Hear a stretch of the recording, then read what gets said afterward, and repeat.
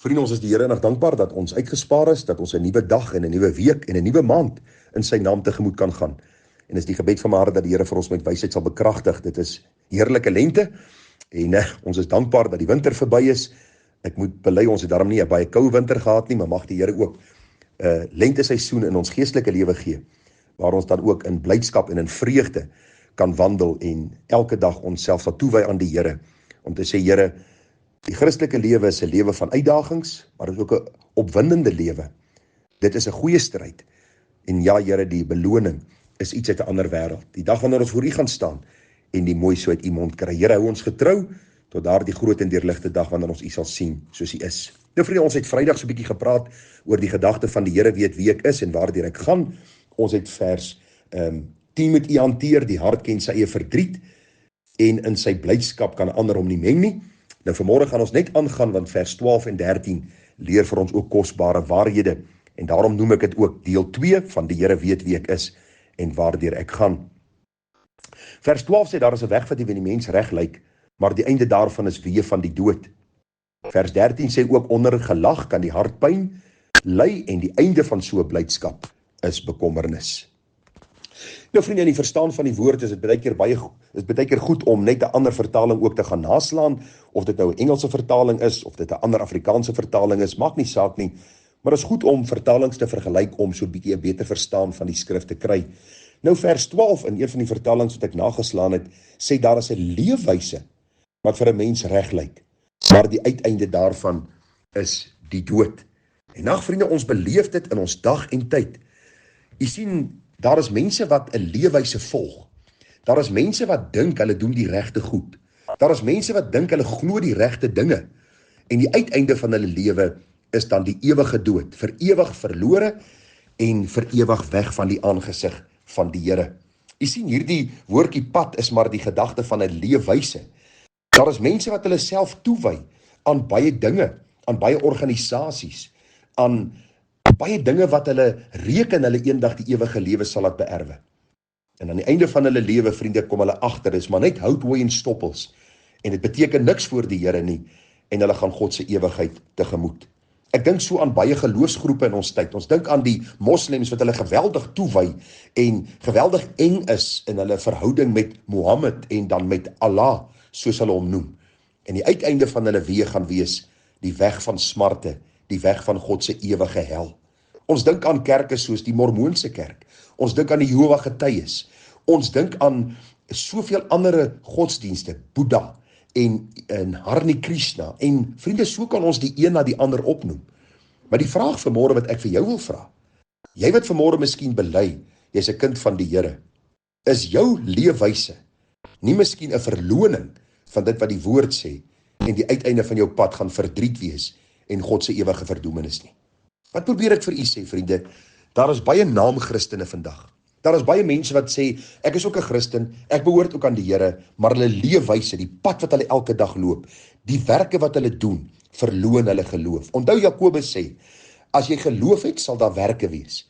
Die werke vertoon dikwels die geloof wat in jou hart is. Daarom, pas op dat jou weg nie vir jouself reg lyk, en die uiteinde daarvan is weë van die dood nie. Daar is sekere van die wesens, ons so pas genoem het, van baie afgodsdienaars, wat ons kan sê, maar hoorie, die Bybel sê, hulle weg gaan op 'n weg van smarte en die dood uitloop. Maar pas op dat jy nie op 'n weg loop, en 'n weg bewandel, en 'n leefwyse handhaaf, wat lynreg kontra God se woord is, terwyl jy bely jy behoort aan die Here, terwyl jou werke eintlik wys dat jy aan die duiwel behoort nie. Ek wil jou vra dat jy jou lewe sal ondersoek aan die hand van God se woord. Dat die spieël van God se woord vir u sal opgaan, en vir die Here sal vra, Here, wys my werklik hoe lyk ek. Dat ek nie 'n oorgawe sal gemaak het 2 en 3 en 10 en 15 en 20 jaar terug, maar daar's geen verandering in my lewe nie. Dat ek sal weet, die boom sal aan sy vrugte geken word. En as ek bely behoort aan U, behoort ek vrugte te dra wat by die bekering pas. Vriende, pas op, want u sien, die leefwyse van 'n mens kan vir hom reg lyk. Hy kan met sy woorde miskien sekere dinge sê, maar die uiteinde daarvan is weë van die dood. As dit nie ooreenkom met God se woord nie, as daar nie heiligheid, as daar nie reinheid in jou lewe te bespeer is nie, pas op die pad wat jy bewandel, want dit kan en dit gaan heel moontlik uitloop op die pad van die dood, en dan die ewige dood, sonder hoop en sonder Christus vir ewig lank. Die volgende vers, ook onder gelag kan die hart pyn En die einde van so 'n blydskap is bekommernis. Nou vir hierdie vers sluit baie aan by vers 10, dat mense ken nie altyd wat in my hart aangaan nie. Baie keer kan ek 'n voorgee lewe leef, en die uiteinde daarvan kan wees dat daar dinge in my lewe gebeur, dat kan dinge oor my huisgesin kom, en dan kan mense vra, maar is hierdie persoon dan die opgeruimde een met wie ons gister en eergister gesels het nie? Is dit nie een wat ander mense bemoedig het nie? Daarom, wees eerlik met jouself en wees eerlik met ander mense. Onthou, niemand van ons beleef altyd net blydskap en vreugde en geluk en vrede nie. Ons almal gaan deur smart, ons almal gaan deur pyn. Elke kind van die Here bely dat hulle swaar krytye beleef. Die Here sê ons sal deur baie verdrukkinge in die koninkryk ingaan. Daarom soek ander kinders van die Here op, praat met hulle, bid saam met hulle.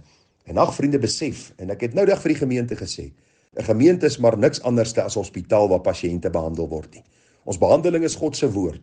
Deur God se gees leer hy ons dat ons nie 'n voorgee lewe hoef te lei nie, maar dat ons 'n lewe van opregtheid kan lei, 'n lewe van toewyding, en dat ons daardie getroue vriende in Christus het, met wie ons kan deel, ons harte kan oopmaak, sodat ons saam kan bid en saam kan opgroei in die allerheiligste geloof. Vriende, dit is belangrik om eerlike raad te kry. Dit is belangrik om eerlik te wees met jou emosies. Dit is belangrik om jou hart uit te stort voor die Here, maar ook teenoor daardie geliefde broer of suster met wie jy 'n pad stap. Ja, en mag die Here genade gee, dat wanneer jou hart huil, dat ander saam met jou sal huil. Want die Here sê, as een lid ly, dan ly al die lede. En as jy lag, dat ander saam met jou sal lag, en so die Here sal verheerlik. Ek het onlangs die baie hartseer nuus gekry van 'n vrou wat ek redelik goed geken het, en ag vriende, sy was getroud met 'n man wat welbekend was in die samelewing. 'n Man wat eintlik 'n goddelose en bose lewe gelei het, en niemand het eintlik daarvan geweet, en hierdie vrou het nou die dag haar hand aan haar eie lewe geslaan. As jy haar gesien het, sê jy nooit gesê dat hierdie vrou dit sou doen nie. Sy het uiterlik baie mooi vertoon gelewer, sy was vriendelik, en sy was betrokke by baie organisasies, en sy het baie mense gehelp, maar haarself kon sy nie help nie, want sy het hierdie hartseer weggesteek, dat haar man se boosheid nie geopenbaar moes word nie. En later, vriende, het sy hand aan eie lewe geslaan, en ek was droewig toe ek dit gehoor het, want toe besef ek, hierdie vrou het weggesteek. Hierdie vrou het gelag met die mond en die gesig, maar haar hart was vol pyn. En nou sit die familie met die hartseer gevolge, en mense vra aan, mense sê, maar ons dog hierdie vrou het so geleef, en sy was so 'n blymoedige mens. Daarom vra ek vir u, wees eerlik met u pyn. Wees eerlik met u hartseer. En mag die Here genade gee, dat jy gehelp kan word, en opgebou kan word in die allerheiligste geloof. Onthou, jou leefwyse verklap baie keer wat in jou hart aan die gang is, en dikwels gee mense voor wat hulle nie werklik is nie. Altwee 'n gevaarlike pad. Daarom, laat jou weg aan die Here oor, en hy sal vir jou sorg. Ken hom in al jou weë, dat hy jou paaie gelyk maak, en dat hy jou lei op hierdie weg van geregtigheid, om hom te verheerlik, om hom te eer, om hom te dien, om hom lief te hê. En wanneer jy huil, dat ander saam met jou sal huil, wanneer jy lag, dat ander saam met jou sal lag, en dat jy so saam met ander kinders van die Here kan groei, en God so kan verheerlik. Vriende, seën vir u baie sterkte. Kom ons bid vir mekaar. Kom ons bou mekaar op in die allerheiligste geloof. Groete vir u. Mooi dag verder. Tada.